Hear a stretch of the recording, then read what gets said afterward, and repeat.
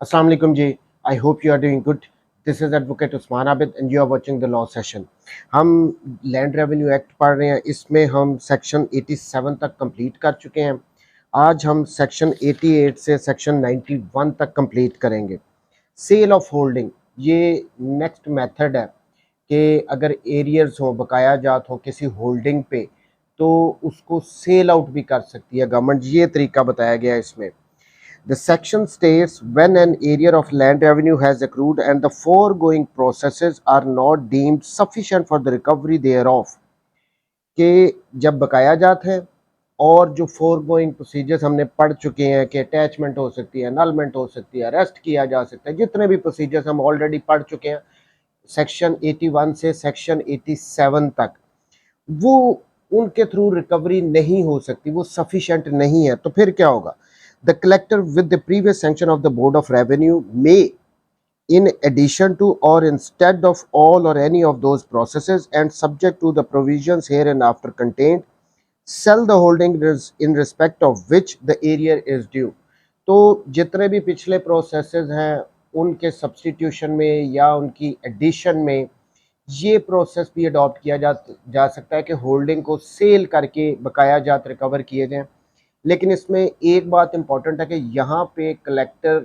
जो सेल करेगा उसके लिए बोर्ड ऑफ रेवेन्यू की अप्रूवल ज़रूरी है. उसके बगैर वो सेल आउट नहीं कर सकता, क्योंकि ये काइंड ऑफ मैक्सिमम स्टेप है ना कि उस होल्डिंग को ही सेल आउट कर दो. So with previous sanction of the board के प्रीवियस अप्रूवल, अगर बोर्ड ऑफ रेवेन्यू कहता है कि हाँ जी सेल आउट कर दो, तो फिर ही कलेक्टर सेल कर सकता है. नेक्स्ट अब प्रोवाइजो में ये बताया गया कि कौन सी ऐसी सिचुएशंस हैं जिनमें होल्डिंग को सेल आउट नहीं किया जाएगा. Provided that the land shall not be sold for the recovery of, number one, अब कौन सी सिचुएशंस हैं? या number one, any arrear which has accrued while the land was under the charge of the court of wards or was so circumstanced that the court of wards might under the law for the time being in force have exercised jurisdiction over it. ऐसी सूरत में उस holding को, उस land को sell out नहीं किया जा सकेगा जब एरियर उस टाइम पे एक्रू हो रहे हैं, बकाया जात उस टाइम पे एक्रू हो रहे हैं जिस टाइम पे वो कोर्ट ऑफ वार्ड्स उसके कंट्रोल में है, उसके चार्ज में है. उस टाइम पे नहीं सेल आउट किया जाएगा. B, an arrear which has accrued while the land was under the attachment under section 85, अगर अटैच किया हुआ प्रॉपर्टी को और अंडर सेक्शन 85 और फिर an arrear which has accrued while 85 section के अंडर लैंड को अटैच किया हुआ है और उस दौरान अगर तो एरियर्स बकाया जात एक्रू हो रहे हैं तो फिर भी उसको सेल आउट नहीं किया जा सकता. C, an arrear which has accrued while the land was held under the direct management of the collector and in or inform by the other person under section 86. यहाँ पे आ गया कि अगर अंडर सेक्शन 86 ये वो लैंड कंट्रोल में थी collector के या किसी दूसरे पर्सन के जिसको उसने फार्मिंग के लिए दी हो,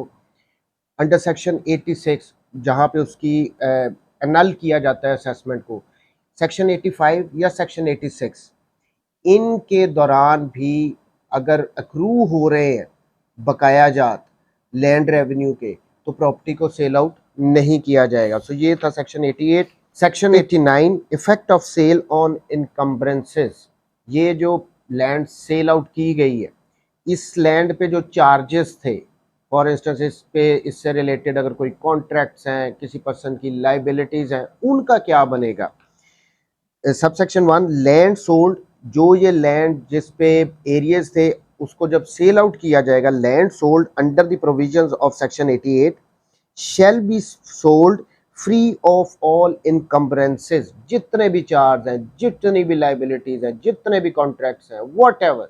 वो सब कुछ उससे फ्री करके इसको परचेजर को सेल आउट किया जाएगा. पिछली जो भी कॉन्ट्रैक्ट्स हैं, ग्रांट्स हैं, ड्यूटीज हैं, चार्जेस हैं, उन सब का इस परचेजर से कोई लेना देना नहीं होगा. इसको चार्ज फ्री करके सेल आउट किया जाएगा. Land sold under the provision of section 88 shall be sold free of all encumbrances and all grants and contracts. जितने भी grants हैं या कोई contracts बनाए गए हैं previously, पहले made by any person other than the purchaser, वो जो खरीदने वाला है उसके अलावा किसी भी पर्सन ने इस प्रॉपर्टी की सेल से पहले जितने भी उस पे चार्जेस हैं, कोई कॉन्ट्रैक्ट्स हैं, ग्रांट्स हैं, उनका इस परचेजर से कोई लेना देना नहीं होगा। Other than the purchaser in respect of the land shall become void as against the purchaser at the sale. तो परचेजर के अगेंस्ट जितने भी पिछले ये सारे मामलात हैं ये सारे वॉइड हो जाएंगे। परचेजर का इनसे पिछले मामला से कुछ लेना देना नहीं होगा, चार्ज फ्री ये लैंड उसको दी जाएगी। अच्छा, सब सेक्शन 2 में इसकी कुछ एक्सेप्शंस बताई गई हैं, वो कौन सी हैं? Nothing in sub section 1 shall affect. किन सिचुएशंस में ये सब सेक्शन 1 जो है ये इफेक्ट ये एप्लीकेबल नहीं होगा? A, any lease at a fair rent, कोई लीज है जो कि फेयर रेंट पे यानी उस पर रेंट वगैरह दिया जाता है, टेम्परेरी और परपेचुअल, या वो आर्जी है या मुस्तकिल, for the erection of a dwelling house, कोई लीज आउट किया गया है, चाहे वो आर्जी है चाहे मुस्तकिल है, किसी घर को बनाने के लिए और मैन्युफैक्चरिंग, और फॉर ए माइन या किसी माइन के लिए, garden, tank, canal, place of worship के लिए, और बरियल ग्राउंड या कब्रिस्तान वगैरह के लिए, so long as the land continues to be used for the purpose specified in the lease। तो ये लीज में अगर तो इन ये जितने भी मामला है इन इस जिन पर्पस के लिए ये लीज आउट किया गया, अगर वो अभी भी हो रहे हैं तो उन पे ये सबसेक्शन 1 एप्लीकेबल नहीं होगा, वो वैसे ही कंटिन्यू रहेंगे। ये फिर मैं क्लियर कर दूं कि अगर प्रॉपर्टी उस लैंड को लीज पे दिया गया किस लिए और उससे रेंट भी आ रहा है, टेम्परेरी, आर्जी, मुस्तकिल, कोई घर बनाने के लिए, कोई मैन्युफैक्चरिंग के लिए, माइन, गार्डन, कब्रिस्तान के लिए, प्लेस ऑफ वर्शिप के लिए, और इन पर्पसेस के लिए ये स्टिल यूज़ हो रही है, तो उस पर सबसेक्शन 1 एप्लीकेबल नहीं होगा, ये ऐसे ही कंटिन्यू रहेगा। B, any encumbrance grant or contract in respect of which the commissioner is satisfied was entered into in good faith and is proclaimed as hereinafter provided। और सेकंड बात वो ये कह रहे हैं कि कोई भी किसी किस्म का चार्ज या कोई ग्रांट या कोई कॉन्ट्रैक्ट वगैरह बनाया गया था और वो गुड फेथ में बनाया गया था, इस बात पे कमिश्नर सेटिस्फाइड है, तो उस पे भी सबसेक्शन 1 एप्लीकेबल नहीं होगा 89 का, वो उसी तरह चलेंगे, उन पे इम्प्लीमेंटेशन होगी। तो ये दो इसकी एक्सेप्शंस थी 89 की। अदरवाइज इन दो एक्सेप्शन से हट के चार्ज फ्री दी जाएगी, सेल आउट की जाएगी ये प्रॉपर्टी, परचेजर का पिछले मामला से कुछ लेना देना नहीं होगा, सिर्फ दो एक्सेप्शंस हैं। सेक्शन 90। अच्छा, अब ये लास्ट मेथड इसमें बताया गया है कि जिसके थ्रू रिकवर किया जाएगा जो भी एरियर्स हैं। अब इसमें ये होता है कि लैंड जो वो होल्डिंग जिस पे बकाया जाता है उसके बाद भी अगर स्टिल रिकवर नहीं हो रहे तो डिफॉल्टर की जो अदर इमूवेबल प्रॉपर्टीज वगैरह हैं उनसे रिलेटेड ये सेक्शंस हैं। सब सेक्शन 190 का, if the arrear can not be recovered by any of the processes here in before provided. अब इसमें सारे इंक्लूड हो गए हैं, इवन सेल करने के बाद भी। अब सारे अडॉप्ट करने के बाद भी अगर रिकवर नहीं हो रहे तो कलेक्टर में way the defaulter owns any other holding, उसकी कोई और होल्डिंग है और एनी अदर इमूवेबल प्रॉपर्टी या कोई उसकी दूसरी इमूवेबल प्रॉपर्टी है, proceed under section under the provisions of this act against the property as it were the land in respect of which the arrear is due. देखें clearly, हो उस holding के जिस पे चार्जेस हैं, जिस पे एरियर हैं, जितने मेथड्स बताए गए हैं सेक्शन 88 तक, वो सारे अडॉप्ट करने के बाद भी एरियर्स रिकवर नहीं हो रहे, तो यहाँ पे कह रहे हैं कलेक्टर उसकी कोई दूसरी अगर लैंड है, दूसरी कोई होल्डिंग है या फिर उसकी दूसरी कोई भी इमूवेबल प्रॉपर्टी है, तो उनके अगेंस्ट इस एक्ट के अंडर प्रोसीड कर सकता है अपने चार्जेस को रिकवर करने के लिए। मैंने पहले ही कहा था कि ये जो एरियाज होते हैं बकाया जो लैंड रेवेन्यू है, गवर्नमेंट ने किसी सूरत में माफ़ी नहीं देनी, उससे रिलेटेड उनको रिकवर करना ही करना है। अब ये देखें कितने सारे मेथड्स 80 से लेके ऑनवर्ड्स हम पढ़ रहे हैं कि उस होल्डिंग के अलावा जो दूसरी उसकी कोई लैंड है, उसकी कोई इमूवेबल प्रॉपर्टी है, उसके अगेंस्ट भी प्रोसीड करेगा कि भाई हमने अपने एरियाज रिकवर करने हैं। प्रोवाइडेड दैट, अब इसमें प्रोवाइजर्स है, एक प्रोवाइजो ऐड की गया, provided that no interest save as those of the defaulter alone shall be so proceeded against and no encumbrances created grants made and contracts entered into by him in good faith shall be rendered invalid by the. अब ये वही बात आ गई जैसे 89 में हमने कहा था कि जितने भी चार्जेस वगैरह उस पे होंगे अगर वो गुड फेथ में हैं तो उनसे रिलेटेड नहीं, जो 89 में थी एक्सेप्शन उसी तरह का ये है कि गुड फेथ में जितने भी कॉन्ट्रैक्ट्स ग्रांट वो दूसरी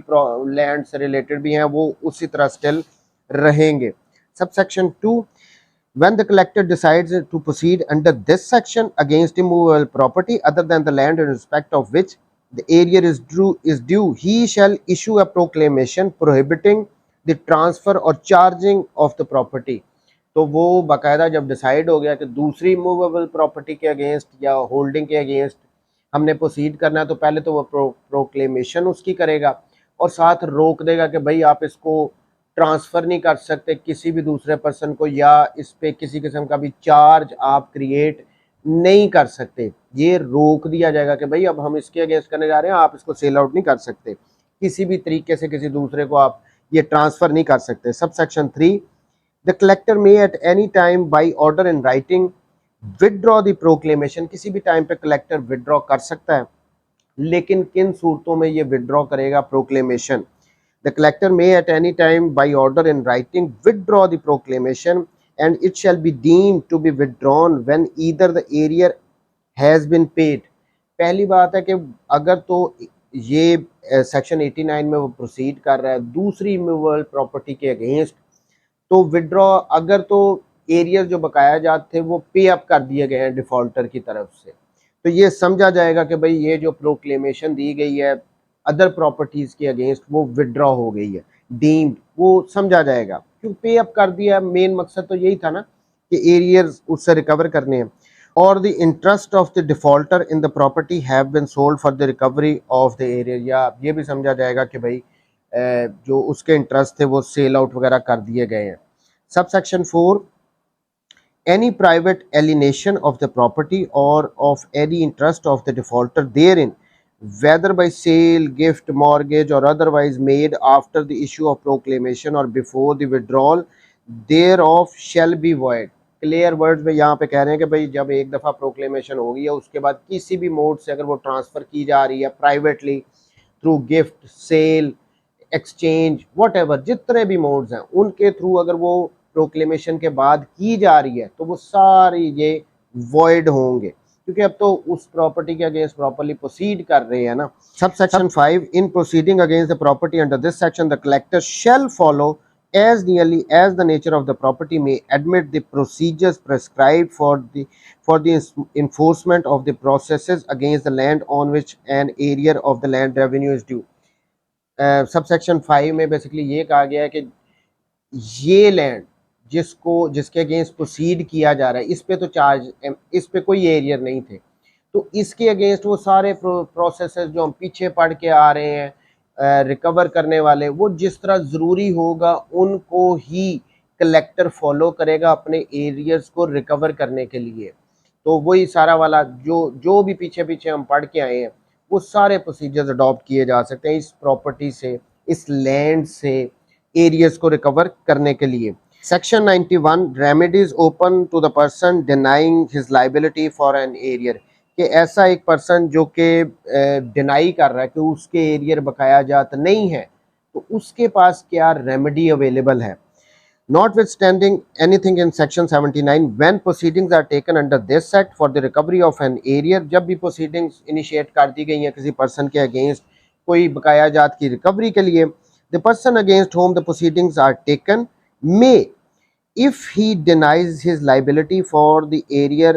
और एनी पार्ट देयर ऑफ, अगर तो वो पर्सन जिसके अगेंस्ट ये प्रोसीडिंग स्टार्ट कर दी गई है कि बकाया जात हमने रिकवर करने हैं वो इनसे इनकार कर रहा है कि भाई मेरे एरियाज नहीं बनते, या उसके किसी पार्ट से रिलेटेड वो कहता है कि मेरे नहीं बनते बकाया जात, मैंने लैंड रेवेन्यू पे कर दिया है या ये बहुत ज़्यादा है, व्हाटएवर, वो अपनी इस लाइबिलिटी एरियर की को डिनाई करता है। इस सूरत में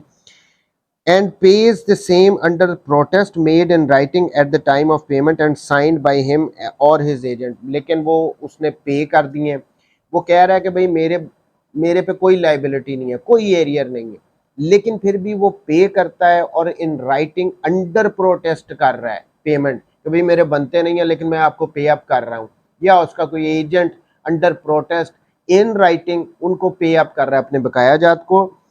institute a suit in a civil court for the recovery of the amount so paid। तो उसके पास ऑप्शन ये है कि अंडर प्रोटेस्ट उसने पे जो किए हैं बकाया जात जिनको वो नहीं मान रहा, वो सिविल कोर्ट में जाए एक सूट फॉर रिकवरी, और ये जो भी उसने पेमेंट की है उसकी रिकवरी के लिए सिविल कोर्ट में जाके दावा दायर करे।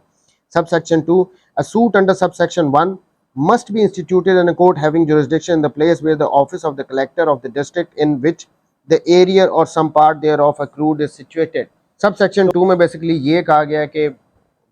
उस सिविल कोर्ट में जाके आपने सूट फाइल करना है जिसके पास जुरिस्डिक्शन हो, जिसकी जुरिस्डिक्शन में वो उस डिस्ट्रिक्ट का कलेक्टर हो, वहाँ पे जाके आपने सूट फाइल करना है for the recovery of the payment जो उसने अंडर प्रोटेस्ट इन राइटिंग पे किया है। तो ये था जी, हमारा कंप्लीट हो गया है कि कौन से मोड्स के थ्रू गवर्नमेंट अपने लैंड रेवेन्यू को जो उसके बकाया जाते हैं उनको रिकवर कर सकती है। ये बड़े स्ट्रिक्ट प्रोसीजर्स हैं, गवर्नमेंट अपने बकाया जाते नहीं छोड़ती, उसकी प्रॉपर्टी उसकी लैंड को उसको सेल आउट किया जा सकता है, उसके अलावा जो उसकी दूसरी इमूवेबल प्रॉपर्टीज़ हैं उनके अगेंस्ट भी प्रोसीड कर सकती है अपने बकाया जात रिकवर करने के लिए। नेक्स्ट प्रोसीजर्स आ जाते हैं सेल के, इमूवेबल प्रॉपर्टी का और मूवेबल प्रॉपर्टी का। नेक्स्ट वीडियो में इंशाल्लाह हम उनको करेंगे। थैंक यू वेरी मच जी, टेक केयर, अल्लाह।